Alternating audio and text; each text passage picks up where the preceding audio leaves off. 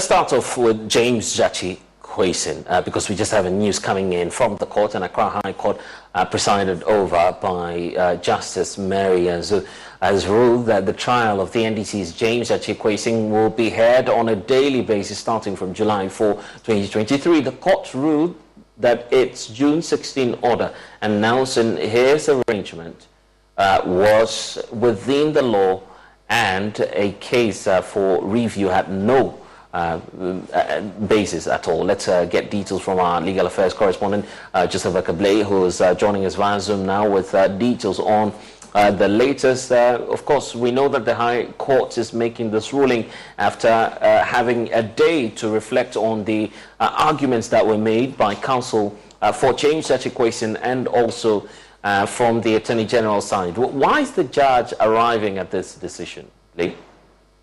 So Justice Yanzu explains that a court has the inherent jurisdiction or the power to review its own decision, and again makes the point that as far as the Constitution, the Courts Act, and other relevant laws are concerned, by way of even decisions that have been made by higher courts, such as the Supreme Court, it entrusts the power to the court to regulate its proceedings. She says it is not at the convenience of the parties involved. It's rather at the court's own determination. So a court has the power and the right to decide when to hear a case and does not share this authority with any other individual.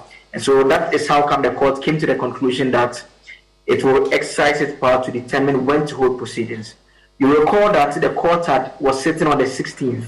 Before it was sitting on the 16th of June, it had already decided that it was going to have a hearing on the 20th and the 21st. And so by way of the addition that the court made, it was just the 22nd and the 23rd that the court added, subject to the AG's request and indicating that the day-to-day basis will take place thereafter. And so the court says that since the 21st and 23rd had already passed by, it means that it has to fix dates going forward. And so in terms of what the arrangements will be going forward, this particular court, where the court sits at the Criminal Court 3, it's not available on Mondays due to other courts that utilize that facility as well. And so the court said that it was not going to sit on Monday. In terms of Tuesday, the court again said it is the day that the election is taking place, and it has considered that and decided that it's not going to sit on that particular day. But going forward, it will sit on the 29th. On the 30th is Martyrs' Day, so it will not sit on that day. So it will come back on the 4th of July. Then after the 4th of July, the court says to exercise its powers to hear the case on a day-to-day basis. And so that is the decision that the court has come up with. And both sides seem very satisfied with this decision. The reason being that for Mr. Kwesen's side, they make the point that the substantive concern that they had with the day-to-day arrangement was that it meant that if he came on the 23rd of June, it would have meant that he would have had to come the next day and the following day, which means that you will not have ample time to embark on the campaign ahead of the June 27 parliamentary by-election. And so they are satisfied with this arrangement in that the court has considered and allowed them to stay away on the June 27 when the election is taking place, and substantively they come back on June 29, then a day-to-day basis takes off after July 4. And so they are satisfied. The AG side also make the point that the court has agreed with their position substantively, that the court has the power to regulate its proceedings. And the other time you were in court, you had the opportunity to engage James Jachi Kwesen, who says he's unfazed about whatever happens in the court. And how is he receiving this latest decision? He was not present in court, Blessed. You recall on that particular day when the court indicated it was going to deliver its ruling on June 23, the judge did add that the request was made about the fact that they wanted James Jachi Kwesen to be excused from proceedings today, that is on Friday. And you know that the judge upheld that particular request and granted him the opportunity to miss today's session. And you recall in that brief interaction with me, he told me that he was actually heading to the constituency. So we understand he's in the constituency, and already when the initial decision came in, he was satisfied. And so with this one, it doesn't really change anything by way of the arrangement that he has made by way of his campaign for between now and June 27. And so he doesn't have to change his campaign plans. He's still within the constituency and is going to campaign up until at least a day before the June 27 when the election itself will take place. I see. Within the constituency and is going to campaign up until at least a day before the June 27 when the election itself will take place. I see. The structures here as evidence of the indiscriminate shooting by the armed robbers. A man I've been speaking to here tells me he saw the robbers from a distance and started filming. He says they pointed a gun in his direction and fired. As the incident happened, I just heard a sound. It was a very loud sound. So I thought it was a fire outbreak at the filling station. So I took my video, my phone to make a video of what will happen over there, because since it's a filling station, I was afraid there will be an explosion. So the sound keeps coming and I saw people running, so I decided to make a video of what was happening. So as I stood at the container right at my left side, trying to make a video, the armed robbers then came out. That was when I got to know that it was an armed robbery case. They then saw me that I was trying to make a video of them, and as they saw me, they turned the gun on me and then gave me 2 shots. And so lucky, being God by my side, I didn't receive the bullets. The bullets went through the container. Yeah, that was what happened. So I tried taking coverage of them, but I wasn't able to get it because as I saw that it was an armed robbery case, and they've also seen me trying to take a video of them. Yeah, so that was what happened. But I was able to go to the police station and make a video of the police guy that was. You are one of the traditional leaders. Yes, sir. I'm a Safoche for Ablekuma here. I'm sure you are concerned about what happened yesterday. I'm at my palace where I hear say some robbing happy for here. But since yesterday I never come here. I want to help. I want to help. When I see any robbing or anybody who is having gun, I want to make police know, then we arrest them. The only thing I want to do with that is so only thing I want to help Ghana government Ghana police. I want to. You think you have information that can help the police? I want to now before me I want to make investigation. So anywhere I can get them, I will let police know. Okay. Thank you. So you just had one of the traditional leaders from Ablekuma here. He's here actually to meet the police commander for the area. Yes, sir. He's sitting in his vehicle and he tells me that they have a meeting and it's about the shooting, that happened. I'm not sure the police commander would want to speak to me, but let's still try. Hello, Commander. He's in his vehicle right now meeting them. Hello, Commander. Okay. He says he doesn't want to speak. Well, let's get you some data on some of these incidents that have occurred over the last few days. We start off from the 5th of January 2023, and this one happened on the Boku-Accra Highway, somewhere in the Upper East region, where a cargo vehicle transporting cattle from Boku towards Accra attacked. They were actually attacked by robbers. We'll recall that case starting of the year. But then subsequently, there were some more cases that occurred. So right from January, then on the 12th of February 2023, there was one in the Volta region, specifically around 3 suspected armed robbers actually gunned down, were actually gunned down by the Ghana Police Service, or exchanging fire with the servicemen when they were deployed to the area. After the 12th of February 2023, then came the incident on the 22nd of March 2023, almost like on a monthly basis, with this one happening here in Accra again, Dansoman. And we know that mobile money merchants was robbed of some 4,950 Ghana cedis. That the robbers posed as military and police personnel to carry out that activity. So that's it for the 22nd of March 2023. So January, February, March. Still in that month of March, we recorded this Atebubu incident within the Borno East region. A bus driver was shot dead in that process, and the robbery operation was between the Atebubu area and Amanting. So there you have it. For the same month of March, we had 2 incidents recorded. Beyond March as well, we know that somewhere when we're wrapping up the month of March 26, thereabout, there was another incident before the month wrapped up. So that one was within the Ashaiman area. The family was attacked by some robbers at their residence, made away with the personal belongings that they had, and inflicted some sort of machete wounds on them. It was another case that became topical in this country. So that's just 3 within the month of March. So January, February, March, we had 3 cases, and some other incidents occurred as well, including the latest that we have. But I want to bring in, of course, people who have been watching this space, the experts who are beginning to get concerned about this. Dr. Adam Bona is a security analyst joining us. We also have Peter Tobo Lanchini, who's a former super of the Ghana Police Service and also Member of Parliament for Wild West. Thank you, gentlemen, for spending some time with us. Dr. Bona, let me start off with you. This latest incident, I recall the former IGP, Mr. Kudalo, and proposed that idea of trying to have bullion vans that will be sort of in the form of an armored vehicle. It became topical. I mean, the controversy around it, that some of the institutions dealing in cash did not have that kind of money to purchase these vehicles. But it's becoming evident that something of that sort, in terms of an intervention, will be very much necessary. You agree? Oh yes, good afternoon, and good afternoon to your viewers. Condolences to the bereaved family, and condolences to... At Progressive, we know how much you love your recreational vehicles, so we decided to record this commercial in an RV. With a family on vacation. Mom, who are these people? Oh, that's Flo and Jamie. They're recording a commercial, sweetie. Don't they do that in the studio? Oh, normally. No. But we wanted to feature a family who bundled their home and RV and saved with Progressive. Yeah, it looks like you're all out of chips.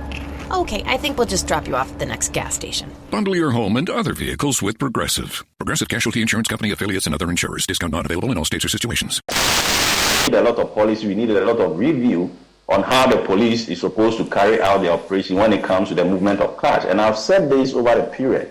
When 2002, 2021, a lot of issues of this bank robbery started, I made a point that we have to review this process where we make police people sit in front of bullion vans. Because if you look at the video, you could see that the police had, virtually no time to even respond, even though he was armed. And that is very dangerous. So why can't we have a situation whereby, for instance, these cars can be followed with some unmarked car or with police in muftis, where they can follow this, so that when the attack comes on the bullion van, the police have a lot of time to respond and to engage the criminals. If we continue to do this, look, we must learn. We must get into the psychology of these criminals and understand how they operate, so that we can devise certain, strategies that we can face them. If we don't learn from mistakes and from the experiences of the past, and we keep on doing the same thing, first, we are not going to get any results, because we cannot do the same thing and expect different results. For me, that is a suggestion I'm just giving the police. We need to revise the way we let police people sit in front of bullion vans. These are not even bullion vans. These are cars that are basically, rickety cars that have been discarded and that is used now. And I think that it is not fair even to the security personnel. It is not even fair to their families. Take as little as 3 minutes to see if you could save on motorcycle insurance with Progressive. Come on, you've spent more time than that debating your accessories. Could use some new riding gloves. Guess I'll go with black leather again. It just seems so basic. Wait, what if I did white leather? People be like, hey, this guy's different. Or they might be like, hey, this guy looks like a butler. Yeah, okay. Black leather it is. Get a quote in as little as 3 minutes at Progressive.com. Progressive Casualty Insurance Company and affiliates. Within the vicinity, okay, and also people working within the institution. The filling station, because I've already said that a lot of these crimes are basically inside jobs. So is there someone within who is giving some information to some of these people? Are some of the people working there probably to get some? Okay, I wish we have much time to discuss this, but I'm grateful to Dr. Jones Pokowari and also to Dr. Adam Bona for joining this conversation. And this week as well, we're keeping our eyes on the floods, because that incident has devastated community in part of the country, killing 5 persons in just 24 hours of rain. This afternoon, there are fears of a possible destruction of property and loss of lives following the impact of the rains in the Ashanti region, as many as 4 persons died, with 1 in the western region. Several communities were cut off, with even some major roads here in Accra completely submerged. Maxwell Agbagba was at one of the places near Kaswa in the central region, and reports that residents are quite disturbed about the situation. Sounds of gushing water at the cut-off point here at Abamfru. This is the main road that connects East Town to the capital and other adjoining communities. But these men who you see here did not go to work today. Some of them who are taxi drivers here in this community are unable to cross to the other side. Behind me is a stream that overflowed its banks and displaced many from their homes. Many of the residents here have been forced out of their homes by the flood water. The brave ones were compelled to move door to door, rescuing persons who were trapped. I've met Joseph Kwamenyako. He helped to rescue some of the affected persons. He says, but for their timely intervention, 10 children would have died in the flood. I was inside and I saw people shouting, screaming, and said, oh, let me come out. Even me, I wanted to go and buy something. I was okay. I saw them screaming and I said, oh wow. Then I went there to help them and I saw people coming up from their houses and they want to rescue people. So we gathered boys and also helped them to rescue some of the kids, like 10 kids. And doing that rescue, then we saw a certain woman and two kids drowning, like coming from they are in the water coming. So today I heard that they were drowning, like coming from they are in the water coming. So today I heard that they were.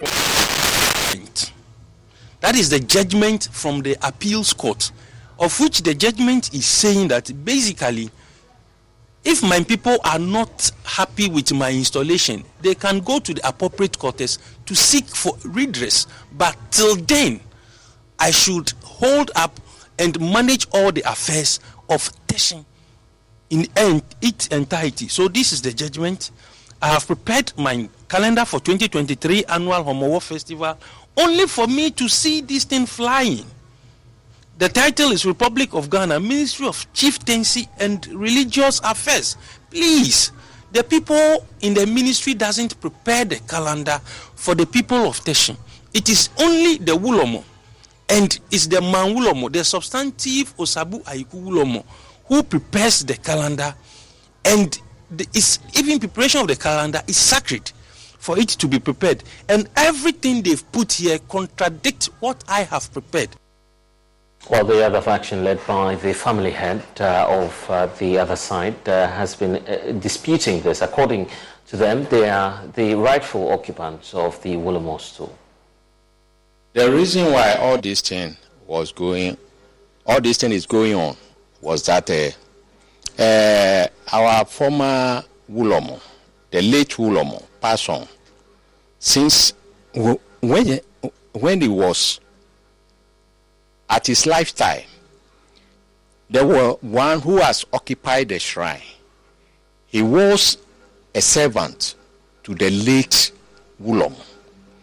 And in Teshin, in our custom and tradition, if a Wulomo is installed, they give him a servant who will serve him throughout his lifetime. And it's called labia. So this labia is there to serve the Wulomo. And in our custom and tradition, the moment the Wulomo pass on, the labia term of office come to an end because it rotates. And we are having 3 seats in Chiewe where the Wulomo rotates. First, we have Numo Aje Sankuma. Then we have Numo Aje Onankan. Then we have Numo Aje Kwanku. These are the 3 seats that rotate in Chiewe. So the labia, or the one who was occupying the shrine, he was a labia or the servant to the late Wulomo. So the moment the Wulomo dies, his term of office to ends automatically. That is our custom and tradition.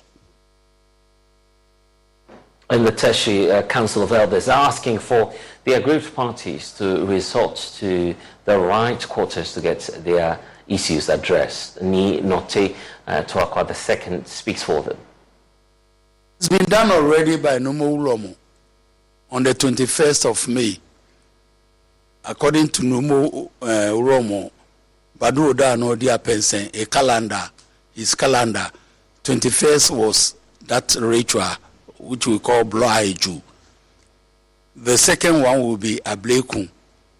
Once Nomo Badu Odia Pensen has done the Bloaiju, we did not expect anybody to go and do another one in a different house.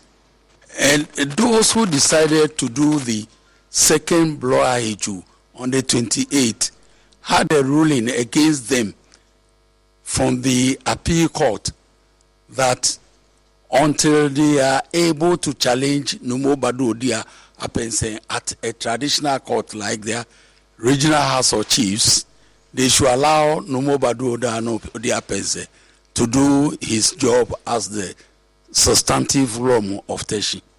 And that ruling is there. We can give you a copy. And how prepared are we as a country for an emergency or an emergence actually of a pandemic? Well, COVID-19, Ebola and other outbreaks have taught us that we have never been ready. In this recent past, of course, there have been a campaign by the development NGOs in Ghana to get government to dedicate some funds for such preparations. This month, they held a forum at the University of Health and Allied Sciences, UHAS, in the Volta region to get academia to be on board this initiative. The forum concluded with this key message, and here are some of them. First of all, there's a need for establishing a dedicated public health emergency fund, which is crucial for addressing gaps in preparedness and response to public health emergencies. The proposed fund initially will be supported by the 1% COVID-19 levy, which will be renamed as emergency levy, and actually offers the opportunity for capacity building research, vaccine production, and surveillance. That was the key message after the engagements that were done.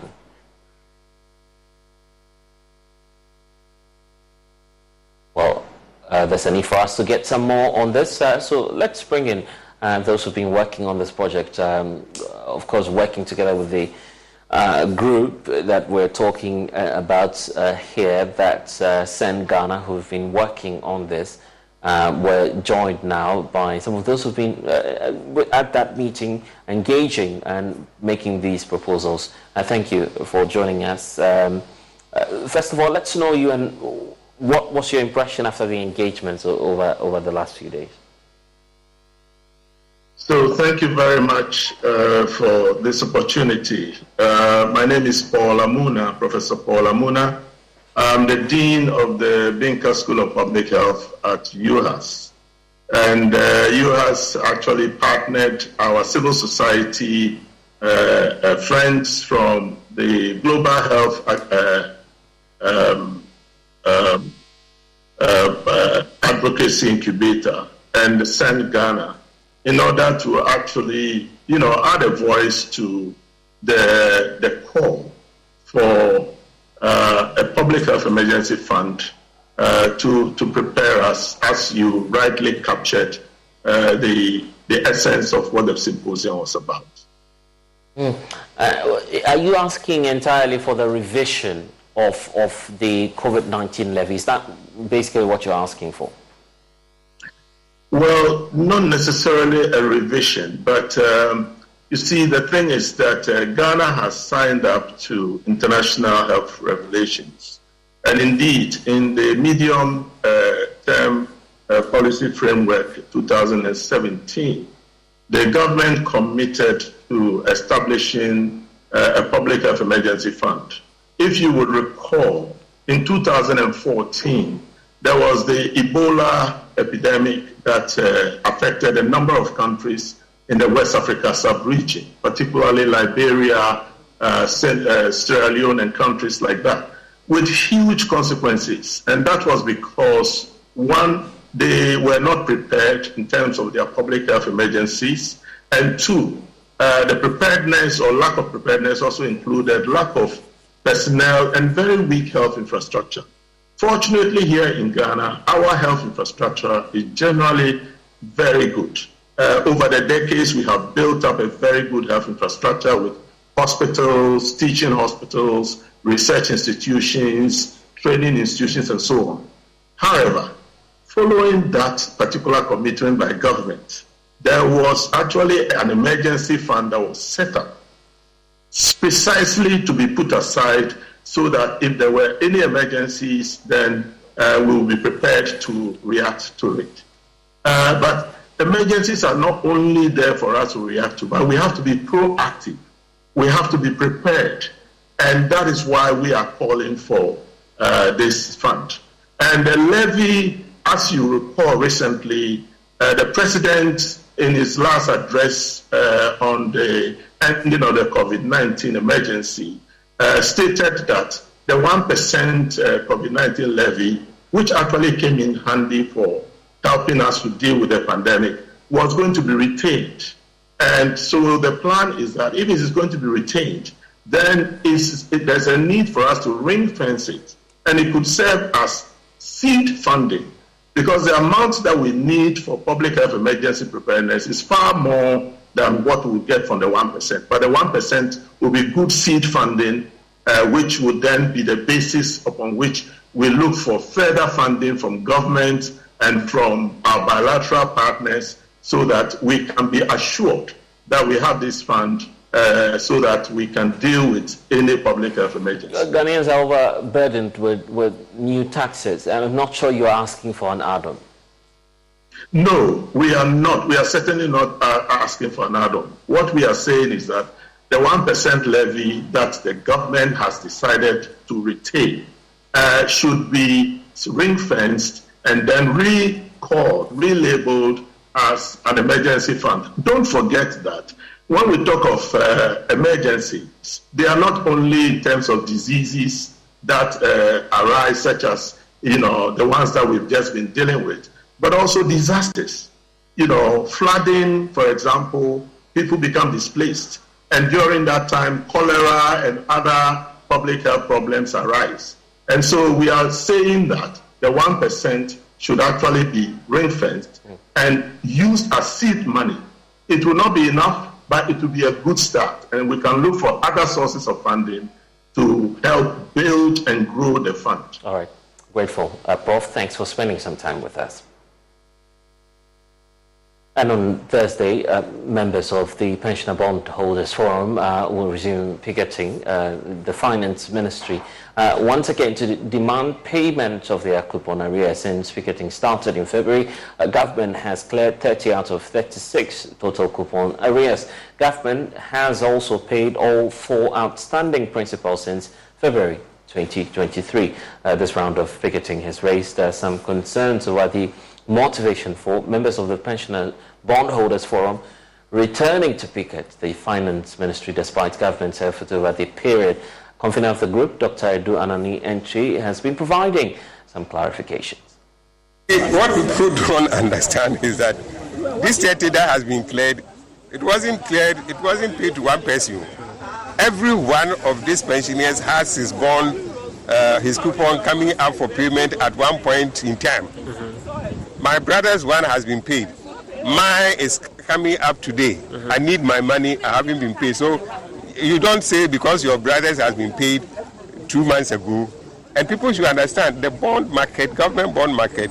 If government every week, if government issue the bonds, then every week, there will be a coupon due.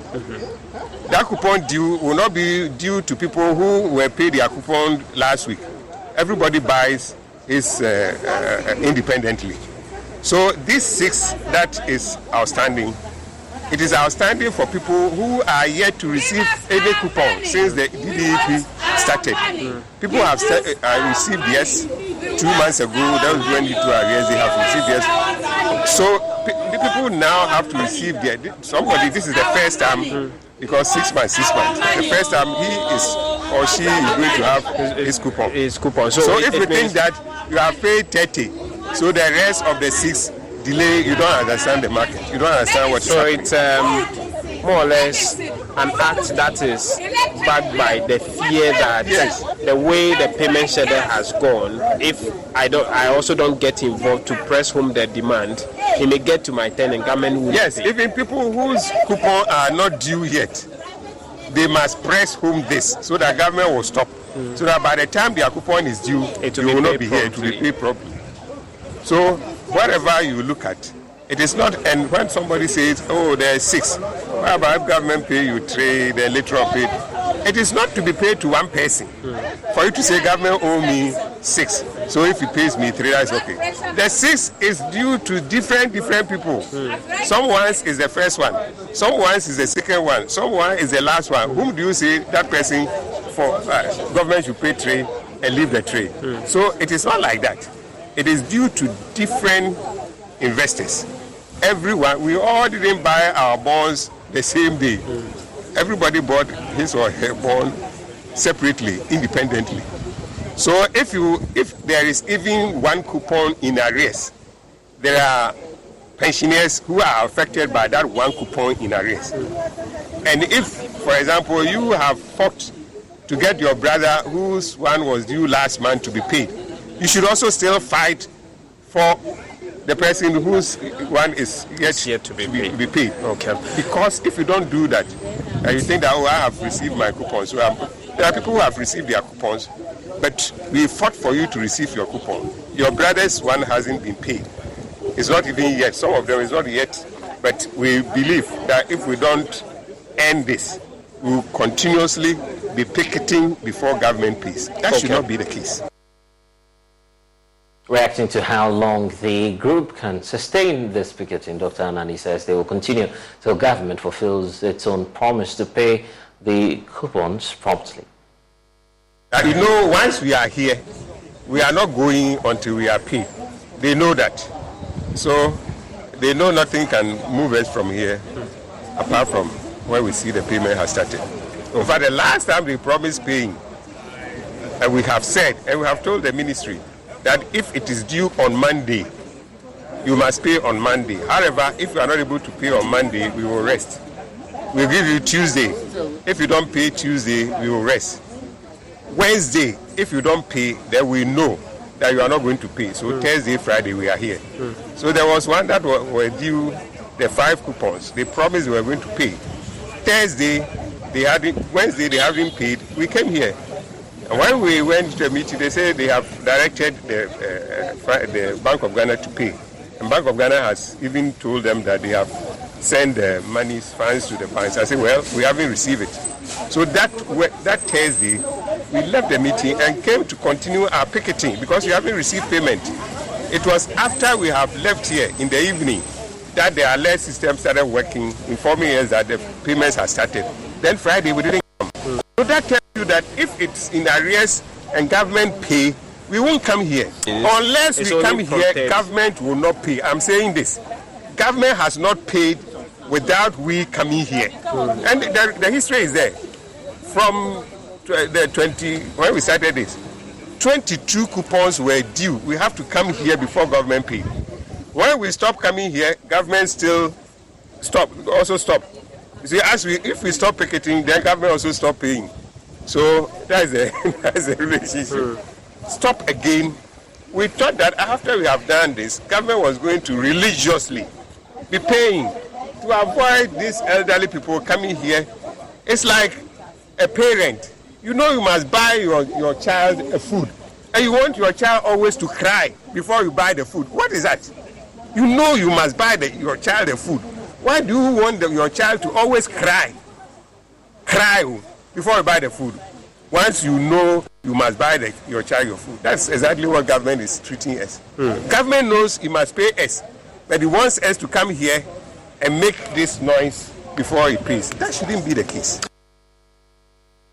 Let's go to Parliament now. Leadership of the minority and the majority caucuses in Parliament are haggling over when to consider the controversial anti-gay bill before the House. Parliament's Constitutional and Legal Affairs Committee has recommended the approval of the bill.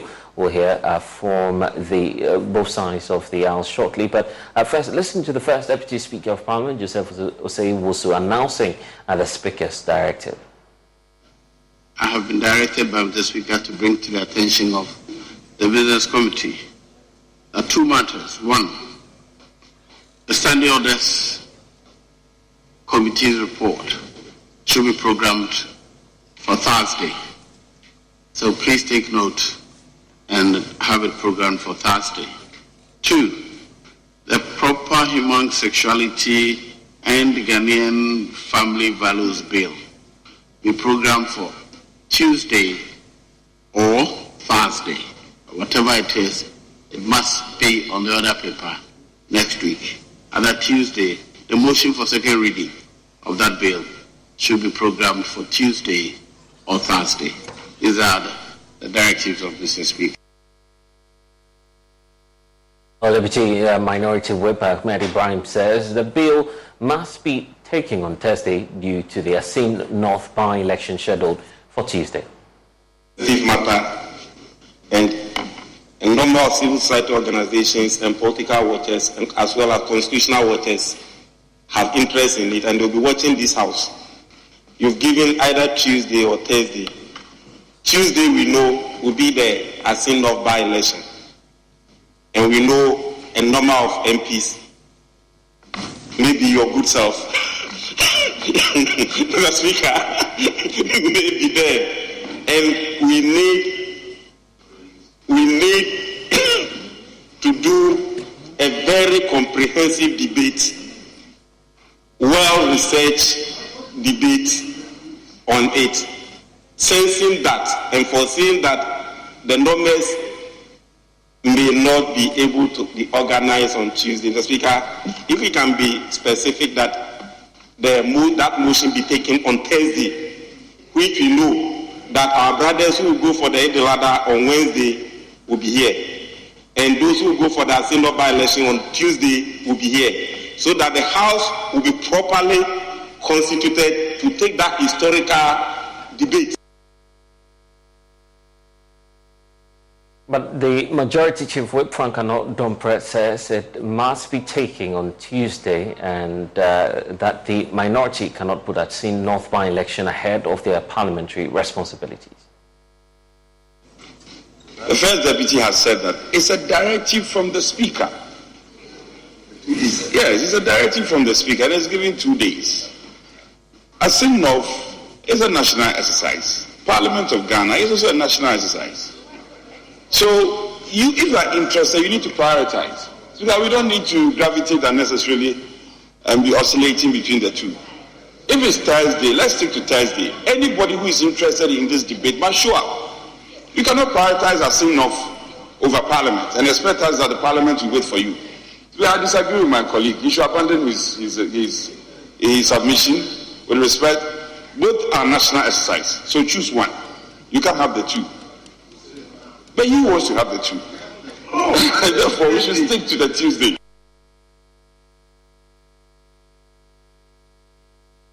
We've told their stories. It's now time to celebrate and honor their selflessness. It's a moment of recognition and giving these personalities the platform to expand their impact and promote development. They are the finalists of the Joy News Impact Makers Awards. Who among our extraordinary 10 nominees will earn the envious title of the Joy News Impact Maker of the Year? Isaac Ajaoto, Richard Oko, Ellen White or Jefferson Agbotro, Amadou Mohammed, Ilyas Ubaba, Isaka Anesi, Jajira Portia or Joy Okra. There are also Father Moses Awenonja and John Akaribo. Make a date with us at 6 p.m. on the 23rd of June 2023, live on your most authoritative and credible news portal, the Joy News Channel, for the live telecast and celebration of the Impact Makers of the Year. The Joy News Impact Makers Awards, celebrating ordinary people doing extraordinary things in their communities.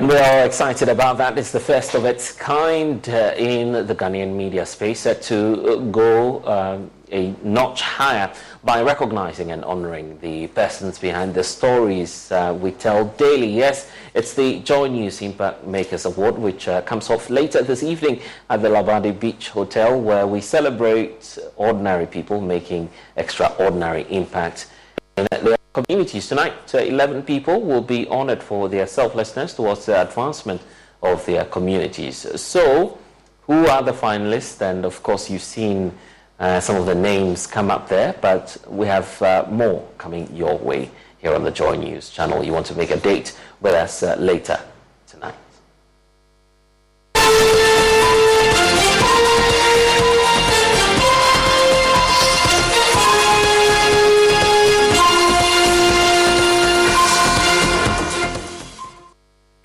HD, the new exciting football channel, is now available only on HD Plus and brings you football from around the world.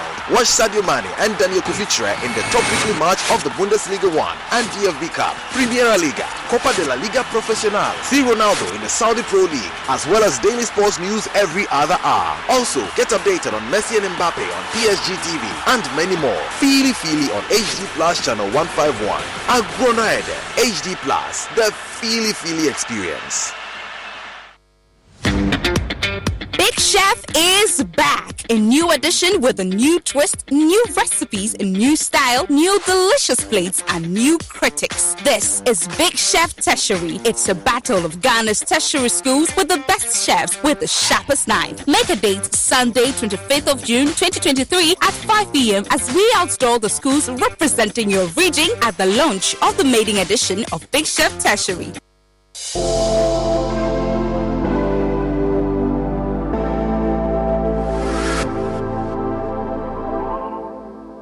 We've had news file over the weekend, and an interesting part of the conversation focused. Oh no, we are out of range. Oh, don't worry, Daddy. I have Alexa in my bag. Alex, what? Alexa, open Multimedia Ghana and play Joy FM. Super Hits Radio, Joy 99.7. Listen to Joy FM, Hits FM, Love FM, live on your Amazon Echo.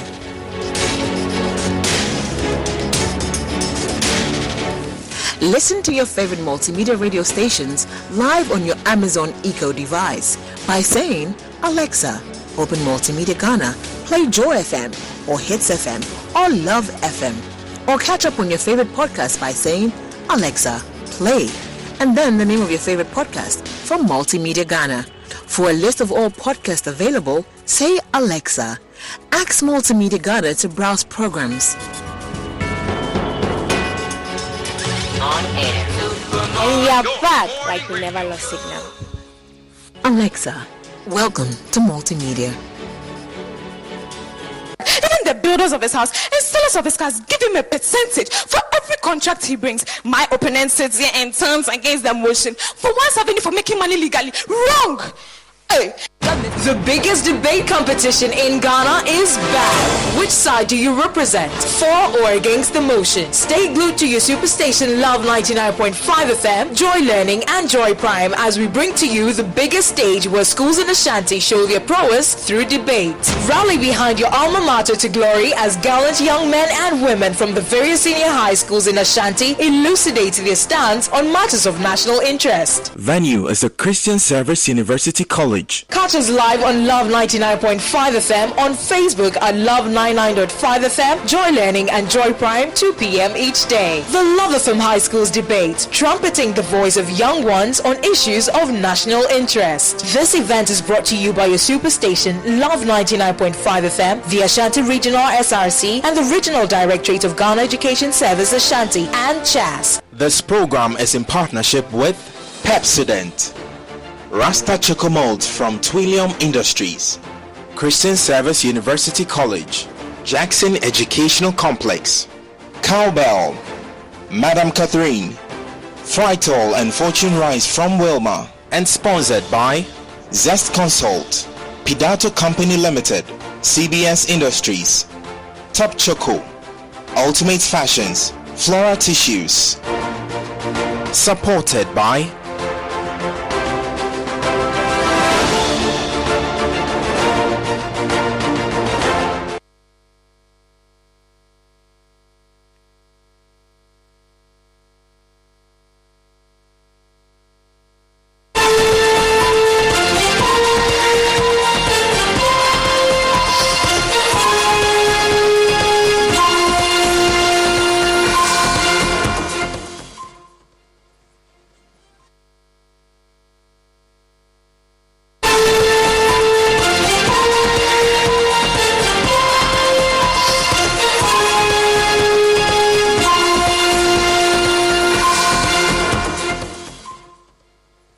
let's deal with this public health emergency because the number of cattle that have died from the anthrax outbreak in the Upper East region has now reached 99, spreading from the Binduri district to 5 other districts tonight. So there's a concern that the continuous spread of the disease could spark a national crisis as Muslims prepare to celebrate Eid festivities next week. The outbreak was detected at the start of this month with 4 suspected cases and 1 death. Here's the update we have for you as you have it on the screen right now, but we're also fortunate to have, of course, the head of our health desk, Fred Smith, join us with the data. So we've seen some numbers, starting off with this one on the screens. Of course, we started with 99, as you were pointing out too. That's the total number of cattle animals. Okay, not just, yes. Okay. Yes, because we know that there are some pigs, goats, and sheep. Okay, so it's also, not as though it's attacking just one time. Not at all. So if you check the vaccinations, they are targeting all of these animals to be sure that they are safe. So the spread is in 6 districts, as you mentioned. It started from Binduri, all in the Upper East region. Right. But the others are Talensi, Boga Municipal, Boku West, Boku Municipal, and Bongo. All of these districts have some cases they are dealing with. And so the vaccination is on. Yes. Nearly 30,000 animals have so far been vaccinated, and here's the breakdown for that. We have 10,131 goats, 9,706 cattle, and 9,413 sheep, with 654 pigs receiving vaccines. Is this a targeted vaccination process? Given what we're seeing right now, the fact that it's happening even within an area? Yes, indeed. So for any of these animals found within the region, they want to vaccinate them just in case that they have they've caught the bacteria to prevent spread to humans. You know, because this can get to humans as well, and they'll be sick. You can actually die. It's very fatal from that. And so the districts, and you can guess, Binduri has received the biggest of the vaccines, 11,716 so far. Talensi with 9,615, 2,948 in Boku East, and Bongo with 2,945 vaccinations. Then Boga Municipal has 2,468, and then Boku Municipal has 212 of these animals. Given the festivities that we're looking at in the coming days, how is the, Ghana Health Service together with the veterinary service working? How are they working together to ensure that there's public education on how the public can be safe in these times? Well, public education has been ongoing. Radio and radio stations in the region have all been given information that they are spreading, but also health officials are on the ground interacting with farmers and people who own these animals directly. So the veterinary services are there, the Ghana Health Service also, and then the Security Council, the Regional Security Council is also part of this whole sensitization program, to be sure that as we edge closer, a lot of people will be buying some of these animals to celebrate Eid next week, and they don't want a situation where people will eat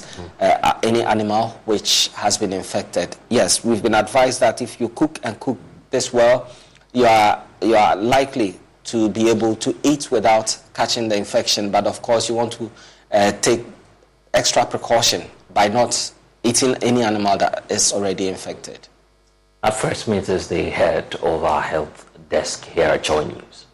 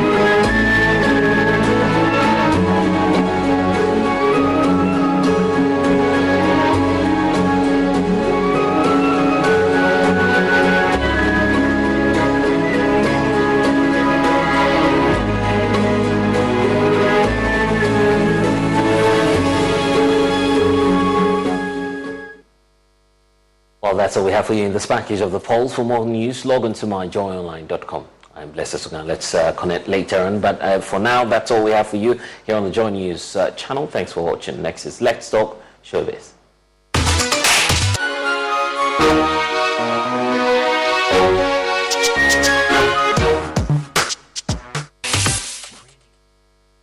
This dancing industry doing music videos, it's only bangers only. You feel me? Yeah, bangers only. Wow. Back, Castro, Kwame Eugene, Miss V, etc., etc. Yeah, we can remember all, you know. And even your recent one was with Something Must Happen by Keche. Yeah. And then you have Aja For Real. Yeah, yes, of course. With Fancy Gadam. Yeah. Wow. Yeah. Does that mean that the dance industry, I mean, with respect to creating of music videos, you guys are making something good for yourself in terms of money? Yeah, definitely, because I believe now it's better than it used to. Before, as at that time, I believe the level at which people rated dance is different from now. Yeah. Wow. Right, back then, if you see someone in a music video, you would believe the person is actually making it. That's what your mind is going to tell you. That's what your brain is going to process. That, well, now this person is on TV. So it's like basically the average Ghanaian believes that everyone on TV is making money. That's the average Ghanaian. But then, as time went on till date, I believe it has evolved and it has changed for a period of time. It has changed. And as at this point, I believe now there is money in it than it used to. Oh. Right. So working for Castro, for instance, we made a lot of money working for Castro because we were aside from shooting videos with Castro, we were his personal dancers. So we were going from show after show. There was like throughout the region, the Accra, Greater Accra, and also Kumasi Takrady. Not to catch you, which song was that? Which song did you guys feature? Like you were featured on today? Was Odopa was the first one. The second was the one with Asamoah. Yes, please. And the next one was Seho. Yeah, with D Black.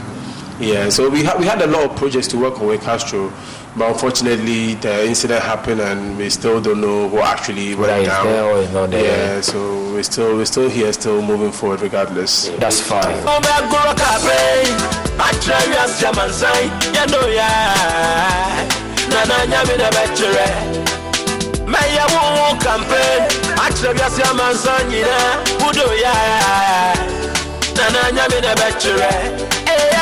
And if I want some many, under me, who I say, if I want to my many, I know, and to the body. If I want some many, under what did I be? If I want to my dinner, me. Yeah, what else have you company? Mini would they want to buy? Yeah, but I know you're telling you all the time. And to me, Kasa, mini would they on the bar? Eh, Odamino, ya chay, or the kind.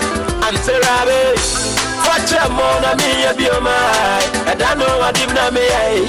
On I am a Mazam. And Serabe, watch a mona me a bioma. I don't know what even I may. On I am a Mazam. Why, though? We'll cry and move.